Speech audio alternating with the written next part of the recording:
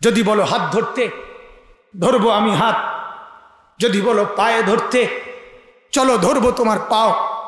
যদি বলো বুকে জড়ায় ধরতে, তো বুকেই জড়ায় ধরি, চলো।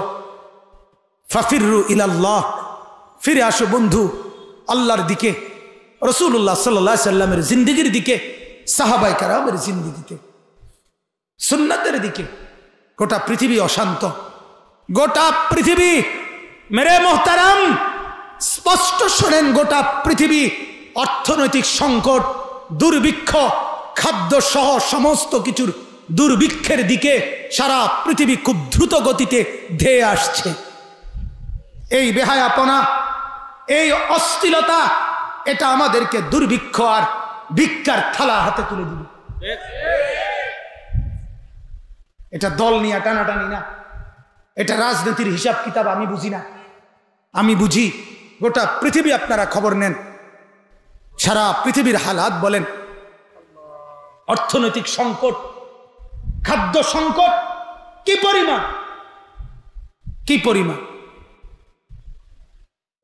এই যুবকরা যদি ফিরে না আসে, আজকে মোবাইলের উলঙ্গপনা, অশ্লীলতা, বেহায়াপনার উপরে জীবন উৎসর্গ করে দিছে। মদের নেশা এত মারাত্মক না, মোবাইলের আসক্তি বর্তমানে যে পরিমাণ, আমার চোখে দেখ।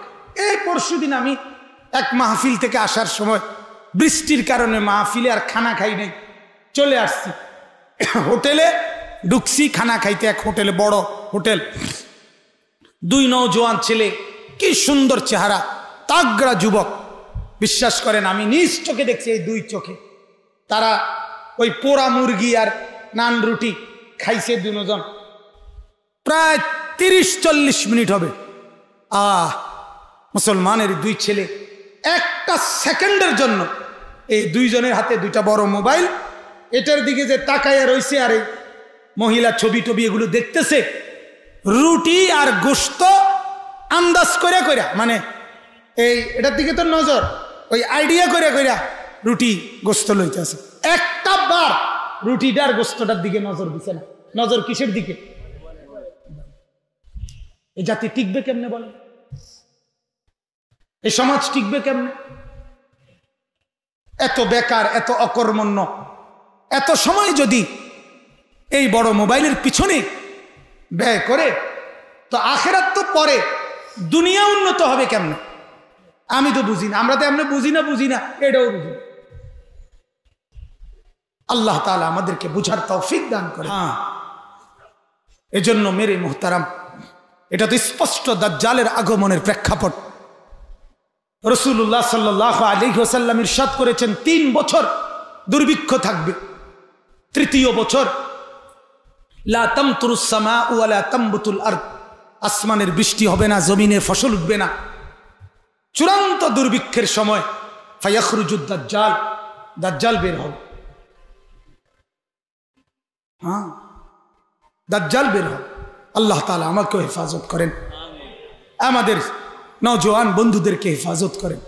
অতএব আমার কথা, অনুরোধ আমার, আমরা রাসূলুল্লাহ সাল্লাল্লাহু আলাইহি ওয়াসাল্লাম আমার উপরে, আপনার উপরে আল্লাহর পরে সবচেয়ে বেশি ইহসান করেছেন কিনা?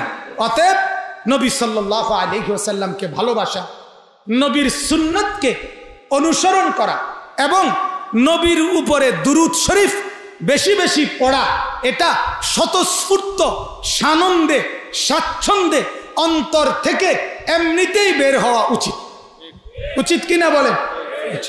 এইটাই আমার কথা। এটা কোনো প্রলোভন দিয়া, বিস্কুট দিয়া, জিলাপি দিয়া, আপনার বিরিয়ানি দিয়া, খিচুড়ি দিয়া, আপনার মুখ দিয়া দুরূদ শরীফ বাইর করতে হবে, এটা উচিত না। বরং এমনিতেই মহব্বতে রাসূলুল্লাহ সাল্লাল্লাহু আলাইহি সাল্লামের উপরে দুরূদ পড়া উচিত। আমি মদিনায় দেখছি বহুবার, যখনই আল্লাহ পাক নিছে, মদিনার মানুষকে দেখছি কথায় কথায় দুরূদ শরীফ পড়ে, কথায় কথায়। দোকান ফাটের মধ্যে দামাদামি করলেও দেখি দুরূদ শরীফ। একটু থেকে একটু তর্ক হইলে সাথে সাথে সাল্লি আলা মুহাম্মদ।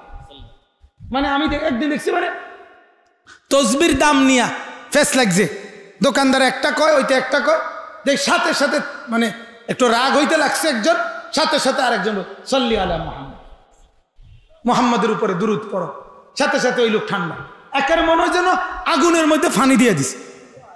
একের বিশ্বাস করেন, মানে আগুনের মধ্যে যেন পানি দিয়ে দিছে। নবীর উপরে দুরূদ পড়া শুরু। তো দুরূদ শরীফ তো এভাবে হওয়ার কথা।